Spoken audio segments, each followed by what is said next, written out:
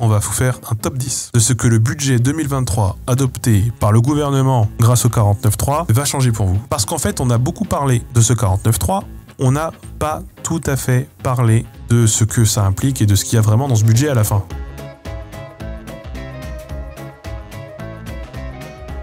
Bonne nouvelle pour les gens, comme vous et moi. On paiera moins d'impôts.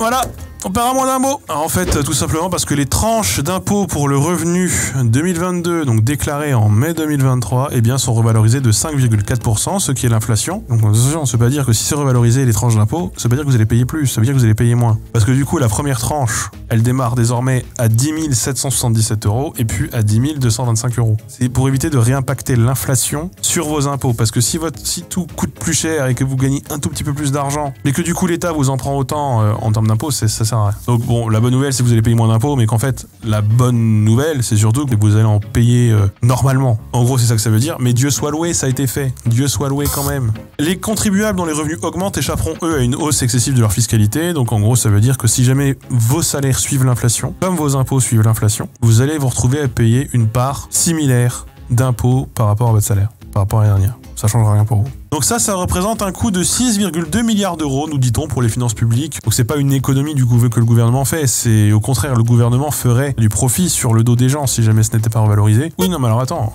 je t'arrête, Kabunavé, parce qu'en fait, tu aurais pu te retrouver à payer plus d'impôts pour moins de services publics. C'est ce qu'on disait tout à l'heure sur le budget de l'austérité. Un budget, tu le dépenses comme tu veux. C'est pas parce qu'il y a plus d'argent dans les caisses de l'État que cet argent, il est dépensé pour avoir plus de services publics. Cet argent, il peut aussi bien être dépensé pour plus d'argent pour les cabinets de conseil.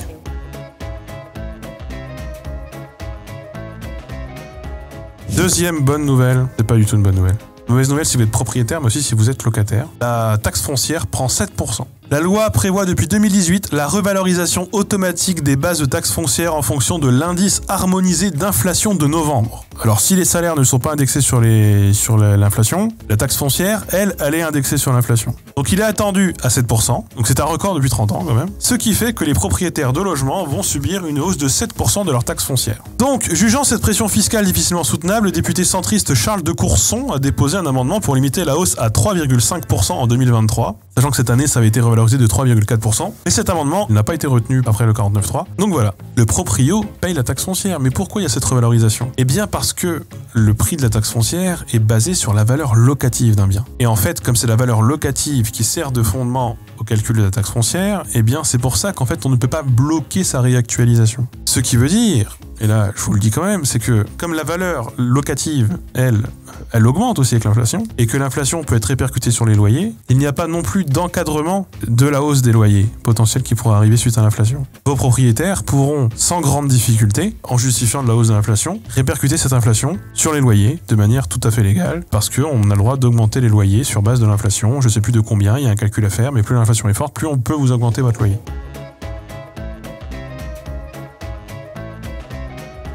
Bonne nouvelle pour ceux qui ont des enfants, ça ne me concerne pas. Les dépenses de garde d'enfants de moins de 6 ans à l'extérieur du domicile font l'objet d'un crédit d'impôt de 50% des dépenses engagées. Alors les crédits d'impôt, ça marche très bien quand on est riche, vous savez comment ça fonctionne. Les crédits d'impôt, ça ne s'adresse qu'à ceux qui payent déjà des impôts, évidemment. Donc sur les revenus 2021, les dépenses prises en compte sont plafonnées à 2300 enfants par enfant. Et bien là, le plafond explose, il passe à 3005. Pas. Donc là, si vous avez des enfants de moins de 6 ans, ben vous allez pouvoir vous mettre bien, vous allez pouvoir répercuter beaucoup plus fortement et déduire beaucoup plus fortement de vos impôts.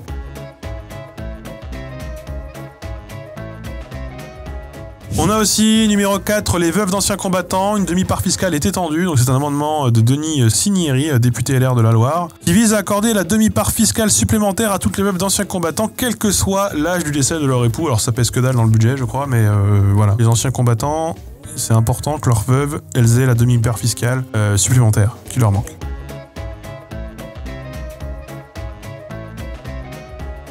Ça vous concernera peut-être vous en tant que salarié.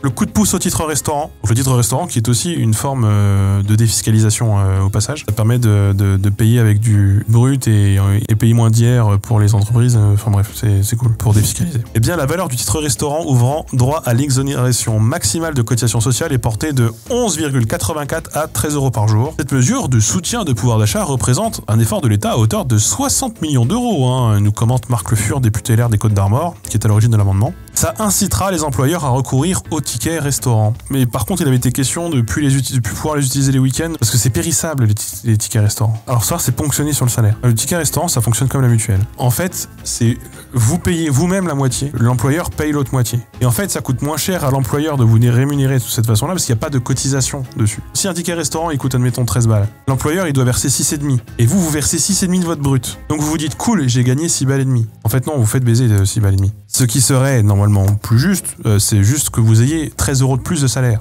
Sauf que 13 € de plus de salaire, ça coûte potentiellement 20, 25, 30 € à verser par l'employeur. Le dispositif fiscal, il est fait pour que ça coûte moins cher de donner du pouvoir d'achat à ses employés, puisque ça permet de leur en donner sous d'autres formes que sur du salaire. En gros, en l'occurrence, c'est des formes qui peuvent être contraignantes, qui sont soumises à des règles, etc. Alors que l'argent, c'est de l'argent. Tu le dépenses comme tu veux.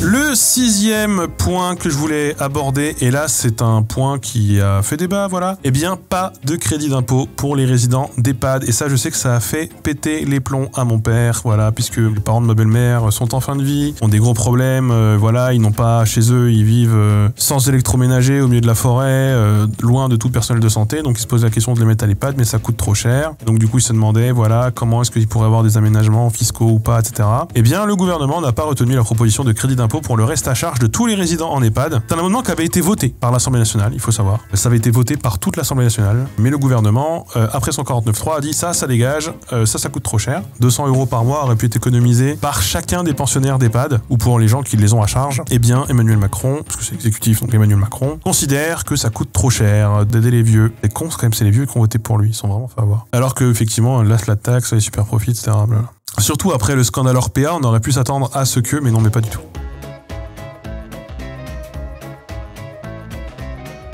7e point, la TVA à 5,5 sur les masques reste jusqu'au 31 décembre 2023, puisque ces masques sont produits de première nécessité parce que produits de santé en crise épidémique, 5,5. C'est un taux qui est applicable aux masques, aux tenues de protection et aux produits d'hygiène destinés à la lutte contre le Covid-19. Faut quand même pas déconner. On n'est pas sur les produits de première nécessité, etc. Pourquoi juste pas le prolonger à vitam aeternam, quoi? S'il y a bien une chose qui risque de rester dans les magasins de grande distribution, notamment après toute épidémie, c'est le masque. Moi, j'ai déjà des potes qui reportent le masque en hiver, par exemple. Donc, quand ils savent qu'il y a la gastro, etc. C'est un réflexe qui a été conservé par pas mal de gens, et je pense qu'effectivement, le prix doit être le plus bas possible, et c'est un besoin, voilà, je comprends pas pourquoi c'est pas à jamais.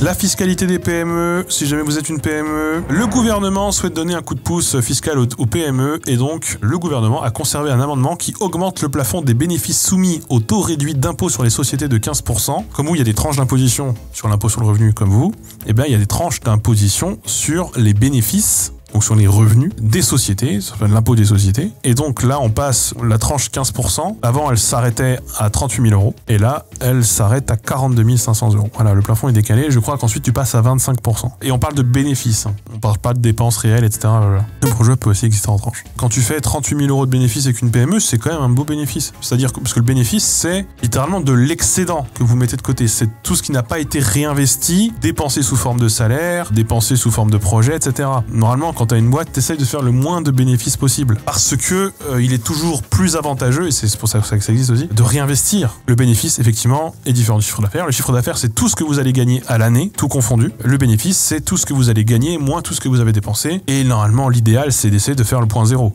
Sachant que dans les dépenses, il y a aussi le salaire. Donc là, le plafond est augmenté, écoutez, de 15% pour les PME. On va pas se mentir que ça ne concerne que les chefs d'entreprise, puisque la seule raison pour laquelle tu voudrais faire un aussi gros bénéfice, c'est éventuellement pour tirer des dividendes. Voilà, ou pour faire de la trésorerie, mais ou trésorerie qui permet de faire valoriser le capital de ta société si jamais tu voulais la revendre, par exemple. C'est à ça que ça sert.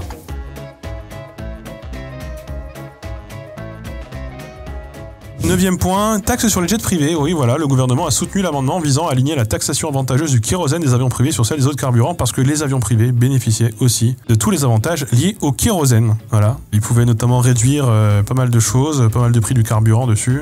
D'ici 2 ans, les jets privés vont payer le prix de l'essence au prix que les civils le payent dans le milieu routier, parce qu'actuellement ils bénéficient effectivement des réductions fiscales et des avantages du secteur aérien civil global. Voilà. Donc c'est un alignement qui vise à mettre fin à une différence de traitement injustifiée et critiquable sur le plan environnemental entre différents carburants ou différents usages d'un même carburant. Pour faire une analogie, c'est comme si actuellement, vous, en tant que privé, vous payez le prix du carburant au prix que le paye un agriculteur. Donc bon, il y a quand même 2 ans avant que ça vienne, donc bon, il y a le temps. Et puis ça rapportera que 11 millions d'euros à l'État.